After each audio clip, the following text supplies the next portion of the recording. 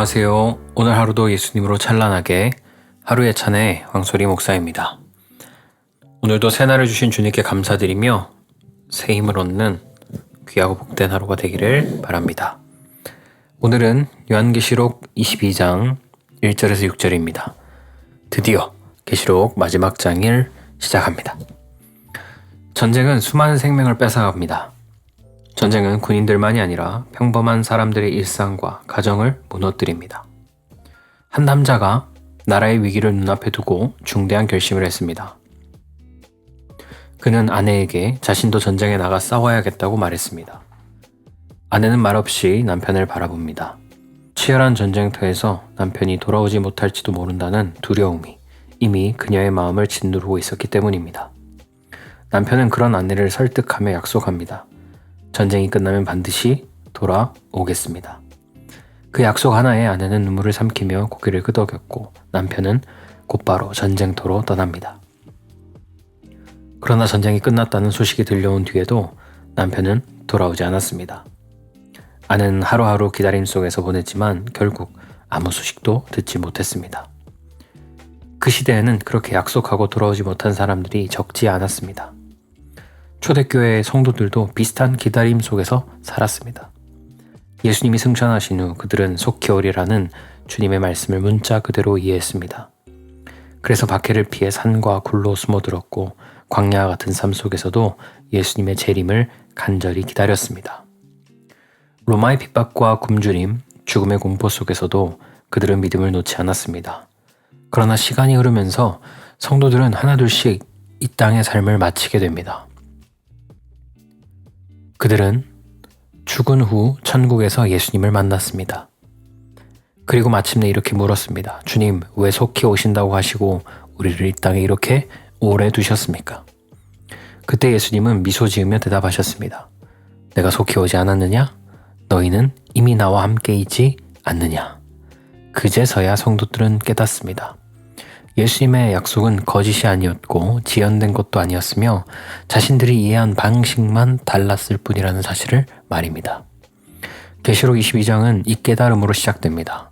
이 장은 더 이상 심판의 이야기가 아닙니다. 전쟁도 환란도 눈물도 모두 지나간 뒤 예수님의 약속이 어떻게 완성되는지를 보여주는 마지막 선언입니다. 그리고 그 약속은 지금 이 말씀을 읽는 우리에게도 여전히 유효합니다. 22장 1절입니다. 또 그가 수정같이 맑은 생명수의 강을 내게 보이니 하나님과 및 어린 양의 보좌로부터 나와서. 교계에서는 생명수의 강을 여러 방식으로 해석해 왔습니다. 어떤 이들은 생명수의 강을 하나님께서 자신의 백성에게 주시는 풍성한 삶으로 보았습니다. 어떤 이들은 영생에 대한 약속, 곧 하나님의 구원이 영원히 지속된다는 증표로 해석했습니다.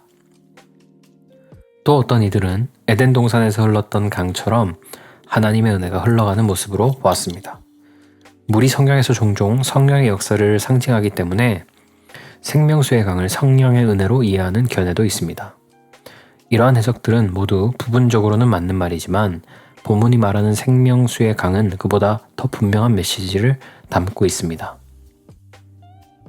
강은 하늘에서 내린 비가 시내와 계곡을 거쳐 바다로 흘러가는 끊임없는 흐름입니다. 강의 상류는 작은 물줄기에서 시작하지만 하류로 갈수록 넓고 깊어지며 결코 멈추지 않고 계속 흘러갑니다. 생명수의 강은 생명수가 한 번 주어지고 끝나는 물이 아니라 강처럼 끊임없이 흘러넘치는 생명임을 보여줍니다. 이 생명수는 수정같이 맑다고 기록되어 있습니다. 이 생명수는 탁하지도 않고 더러워지지 않으며 불순물이 전혀 없습니다. 생명수는 흘러서 새하늘과 새 땅의 곳곳에 스며들고 신부들의 삶의 모든 자리로 흘러갑니다. 일반적인 강은 비가 오지 않으면 말라버리지만 생명수의 강은 영원히 흘러넘칩니다. 이 강은 결코 줄어들지도 않고 신부들에게 끊임없이 생명을 공급합니다. 생명수의 강에는 분명히 시작점이 있습니다. 하나님과 및 어린 양의 보좌로부터 나와서. 이 표현은 두 근원을 말하는 것이 아니라 한 근원을 가리킵니다. 삼위 하나님 가운데 신부가 영원히 보고 영원히 대화하며 영원히 함께하는 분은 어린 양 예수 그리스도이십니다. 따라서 생명수의 강은 예수님으로부터 흘러나옵니다. 신부는 예수님과 함께 영생을 누립니다. 생명수는 신부에게 한 번 주어지고 끝나는 은혜가 아니라 예수님으로부터 영원히 흘러나오는 생명입니다. 예수님은 생명수의 강이 결코 마르지 않도록 하시고 신부의 삶 전체를 적시도록 하십니다. 생명수의 강은 예수님이 누구신지를 보여주시는 또 하나의 계시입니다. 예수님은 생명의 근원이시며 신부는 그 생명 안에 영원히 살게 됩니다. 2절입니다. 길 가운데로 흐르더라. 강 좌우에 생명나무가 있어 12가지 열매를 맺되 달마다 그 열매를 맺고 그 나무 잎사귀들은 만국을 치료하기 위하여 있더라. 생명나무에 대해서도 교계는 여러 가지 견해를 나타냈습니다. 어떤 이들은 성령의 은혜가 풍성하다는 의미로 해석했고 생명나무에서 열리는 열매를 실제로 먹으며 은혜를 누리고 그 열매가 반복적으로 맺힌다고 보았습니다. 어떤 이들은 새 예루살렘에서 이루어지는 생명의 교제로 해석했습니다. 사람이 함께 먹으며 교제하듯 생명나무 열매를 먹는 장면을 예수님과 성도의 친밀한 교제로 이해했습니다. 또 다른 이들은 예수 그리스도 자신을 상징한다고 보았습니다. 창세기에 아담과 하와가 추방된 이후 접근할 수 없었던 생명나무가 요한계시록에서는 예수님으로 말미암아 다시 허락되었다고 해석했습니다. 천국의 본질은 먹고 마시는 것이 아닙니다. 천국에는 생명수의 강도 있고 생명나무도 있습니다. 그래서 겉으로 보면 천국에서는 생명수를 마시고 생명나무 열매를 먹는 것처럼 보입니다. 그러나 천국의 참된 의미는 먹고 마시는 데 있지 않습니다. 먹고 마시는 것은 부수적인 표현일 뿐입니다. 생명수도 생명나무도 모두 예수님을 가리킵니다. 천국은 예수님으로 시작해서 예수님으로 끝나는 곳입니다. 천국의 전부는 예수님 자신입니다. 생명나무는 12가지 열매를 맺고 달마다 그 열매를 맺습니다. 이것은 열매의 종류나 주기를 강조하기 위함이 아니라 예수님의 생명이 끊임없이 공급됨을 보여주는 표현입니다. 예수님의 생명은 한 번 주어지고 끝나는 생명이 아니라 매 순간 새롭게 공급되는 생명입니다. 본문은 특별히 열매보다 잎사귀를 강조하는데 그 나무 잎사귀들은 만국을 치료하기 위하여 있더라. 여기서 만국은 이전 문맥과 동일하게 성도를 가리킵니다. 고대에는 붕대나 거지가 없었기 때문에 잎사귀를 상처에 대어 지혈하고 치료하는 데 사용했습니다. 잎사귀는 상처를 덮고 아픔을 막고 회복을 돕는 역할을 했습니다. 성도가 천국에 가면 다시는 아픔이 없고 고통도 없으며 괴로움도 없습니다. 예수님은 생명나무의 잎사귀처럼 성도의 모든 상처를 즉시 치료하십니다. 성도의 눈물도 닦아주시고 아픔도 미리 막아주시며 고통이 시작되지 않도록 하십니다. 그래서 천국에서는 아픔과 고통과 괴로움이 발생할 여지 자체가 없습니다. 생명나무는 어떤 식물이나 어떤 상징물이 아니라 예수님 자신을 가리킵니다. 예수님은 성도의 생명이시며 성도의 치유이시고 성도의 완전한 회복이십니다. 성도는 생명나무의 열매를 먹어서 천국 가는 것이 아니라 생명나무이신 예수님 안에 있기 때문에 천국에 거합니다. 3절입니다. 다시 저주가 없으며 하나님과 그 어린 양의 보좌가 그 가운데 있으리니 그의 종들이 그를 섬기며. 인간의 저주는 죄로부터 시작되었습니다. 죄는 단순한 도덕적 실패가 아니라 인간 존재 전체를 무너뜨리는 사건이었습니다. 인간은 죄로 인해 2가지 저주를 받았습니다. 첫 번째 저주는 하나님을 잃어버리는 저주였습니다. 하나님은 인간이 하나님께 영광을 돌리도록 창조하셨습니다. 그러나 인간은 죄로 말미암아 하나님을 기억하지 못하는 존재가 되었죠. 하나님의 영이 떠난 이후에 인간은 하나님에 대해 전혀 알지 못하는 어둠의 존재가 되었습니다. 그 결과 창조의 목적을 잃어버렸고 하나님을 위해 살지 못했으며 오직 자기 자신을 위해 사는 저주받은 인생이 되었습니다. 둘째 저주는 땅이 저주를 받은 것입니다. 인간이 피조물을 다스리고 정복해야 할 관계가 깨졌습니다. 인간은 다스려야 할 자연을 두려워하고 숭배하는 비참한 존재가 되었죠. 그래서 인간에게 인생이 뭐냐고 물으면 자연스럽게 이렇게 대답합니다. 인생은 고통이고 아픔이다. 이것이 바로 저주 아래 있는 인간의 현실입니다. 그러나 천국은 다릅니다. 천국에는 다시 저주가 없습니다. 우리를 유혹하는 마귀도 없고 다시 죄를 지을 상황도 존재하지 않습니다. 나약한 죄성 때문에 넘어질 가능성조차 없습니다. 천국은 성도가 다시 타락할 수 없는 장소입니다. 저주가 완전히 제거된 공간이죠. 천국의 중심에는 하나님의 어린 양의 보좌가 있습니다. 예수님의 다스리심은 누구도 흉내낼 수 없을 만큼 완벽합니다. 그 다스림은 모든 성도를 복되게 할 만큼 정의롭습니다. 누구도 이의를 할 수 없을 만큼 공평합니다. 예수님은 언제나 보좌 한가운데 계시며 우리를 자신의 오른편에 두십니다. 그분의 보호하심은 항상 성도와 함께합니다. 그래서 성경은 단호하게 말합니다. 다시 저주가 없으며 다시 죄도 없고 다시 타락도 없고 다시 고통도 없고 다시 하나님을 잊어버릴 일도 없습니다. 천국은 저주가 완화된 곳이 아니라 저주가 영원히 끝난 곳입니다. 4절의 소절입니다. 그의 얼굴을 볼 터이요 그 이름도 그들의 이마에 있으리라. 다시 밤이 없겠고 등불과 햇빛이 쓸데없으니 이는 주 하나님이 그들에게 빛이심이라. 그들이 세세토록 왕노릇 하리로다. 천국에서 예수님의 얼굴을 보는 것만으로도 영원한 만족을 누립니다. 예수님을 본다는 것은 곧 하나님을 보는 것과 같습니다. 신혼부부는 잠깐 떨어져 있어도 다시 보고 싶어 합니다. 서로의 얼굴을 바라보기만 해도 마음이 기쁘고 충만해집니다. 왜 사랑하는 사람은 계속해서 보고 싶어질까요? 그 이유는 천국에서 예수님과 신부가 영원히 서로 얼굴을 마주보며 살게 되기 때문입니다. 이 땅에서는 보고 싶어도 보지 못하는 상황이 많죠. 시간과 거리, 환경이 사랑을 가로막습니다. 그러나 천국에서는 그 어떤 방해도 없습니다. 신부는 영원히 예수님의 얼굴을 보며 살게 됩니다. 예수님의 이름이 신부의 이마에 새겨져 있습니다. 이는 단순한 표식이 아닙니다. 신부라는 신분의 확증입니다.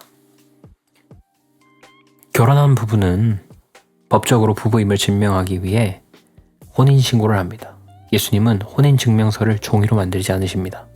신부의 몸에 직접 새기십니다. 예수님이 새기신 혼인증명서는 지워지지 않고 훼손되지 않으며 영원히 유효합니다. 이제는 예수님과 성도의 관계를 방해할 자도 끊을 자도 없습니다. 예수님은 영원히 신부를 사랑하시고 신부는 영원히 예수님을 찬양합니다. 천국에는 다시 밤이 없습니다. 등불도 필요 없고 햇빛도 필요 없습니다. 그 이유는 분명합니다. 이는 주 하나님이 그들에게 빛이심이라. 예수님 자신이 빛이 되시기 때문입니다. 밤이 없다는 것은 단순히 어둠이 없다는 뜻이 아니라 필요가 없고 쉼을 위해 잘 필요가 없고 기쁨이 중단될 이유도 없다는 뜻입니다. 예수님이 계신 곳에는 늘 충만함만 있습니다. 성도는 천국에서 왕노릇합니다. 그러나 이것은 권력을 휘두르는 왕권이 아닙니다. 예수님과 함께 다스리고 예수님과 통치를 공유하며 예수님의 영광 안에 거하는 왕권입니다. 우리는 더 이상 죄의 종도 아니고 세상의 노예도 아닙니다. 예수님의 신부로서 예수님과 함께 영원히 통치하는 존재가 됩니다. 예수님이 계신 곳은 우리의 진정한 고향이죠. 그곳은 기쁨의 근원이고 교제의 자리며 힘이 솟아나는 장소입니다. 그래서 우리는 이 땅에 미련을 두지 않습니다. 우리는 나그네입니다. 나그네는 임시거처를 위해 인생을 쏟아붓지 않습니다. 세상 사람들은 이 땅이 전부인 줄 알고 모든 것을 바칩니다. 그러나 우리는 압니다. 우리는 성공을 위해 사는 존재가 아니고 내 집 마련을 위해 사는 존재도 아니며 만족을 위해 사는 존재도 아닙니다. 우리는 예수님을 위해 삽니다. 6절입니다. 또 그가 내게 말하기를 이 말은 신실하고 참된지라 주 곧 선지자들의 영의 하나님이 그들의 종에게 반드시 속히 되어질 일을 보이시려고 그의 천사를 보내셨도다. 요한계시록 1장 1절과 22장 6절은 서로를 비추면서 반복됩니다. 이는 우연이 아닙니다. 예수님은 처음과 마지막 동일하신 분입니다. 그래서 예수님의 말씀은 시작도 같고 그 끝도 같습니다. 신실하다는 말은 속임이 없고 변함이 없다는 뜻입니다. 참되다는 말은 진리 그 자체를 의미합니다. 예수님의 말씀은 상황에 따라 바뀌지 않고 사람의 반응에 따라 수정되지 않으며 시간이 지나도 희미해지지 않습니다. 예수님은 말씀하신 그대로 이루시는 분입니다. 예수님은 말씀하십니다. 반드시 속히 되어질 일. 반드시라는 말은 인간이 감히 사용할 수 없는 단어죠. 우리는 약속을 하고도 지키지 못하고 결심을 해도 흔들립니다. 그러나 예수님은 다릅니다. 예수님은 진리시기 때문에 말씀하신 것은 반드시 이루십니다. 그래서 내가 속히 오리라는 말씀은 희망사항이 아니라 확정된 미래입니다. 종말은 더디 오는 것이 아닙니다. 우리가 더디게 느낄 뿐입니다.